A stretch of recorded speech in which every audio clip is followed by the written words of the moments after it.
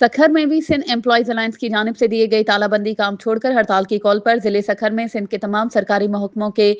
क्लर्कों और दीगर मुलाजमीन ने दफातर को तालाबंदी किया गया और एहतजाजी मुजाहरे किए गए। आपका स्काप इरीगेशन और Sukkur barrage irrigation employees alliance Sukkur की जानिब से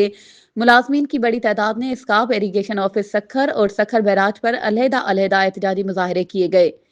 एहतजाज में शामिल मुलाजमीन ने मुतालबात के हक में नारेबाजी की। इस मौके पर आपका स्काप इरीगेशन के रहनुमाओं सदर शहजाद अब्बासी की क़यादत में ताज मोहम्मद लगारी, सैयद वजीर हुसैन शाह, जहूर अहमद सुमरो, फयाज अली भुट्टो, बशीर अहमद अब्बासी, इशफाक अहमद अली पोटो, सलीम अहमद ब्रोही, इमाम दिनो गडानी, मुजम्मिल हुसैन ऐवान, हसन अली काजी, अयाज अहमद और महकमा आबपाशी सिंध और पाकिस्तान वर्कर्स फेडरेशन के मरकजी रहनुमा खादिम हुसैन खोसो, अब्दुल नबी जागिरानी, अब्दुल रहमान जमाली, गुलाम शबीर सुमरो और दीगर मीडिया से गुफ्तगू करते हुए कहा कि सिंध एम्प्लॉयंस अलायंस की जानिब से 23 ता 27 सितंबर तक एहतजाज जारी रखा जाएगा जब तक सिंध के मुलाजमीन के जायज मुतालबात मंजूर नहीं किए जाते।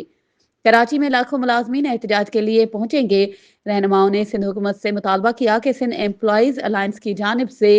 दिए गए चार्टर ऑफ डिमांड पर अमल करके मुलाजमीन में फैलने वाली बेचैनी खत्म करवाई जाए। मजीद खबरों और अपडेट्स के लिए हमारे चैनल को सब्सक्राइब करें और बेल आइकन को प्रेस करना ना भूलें।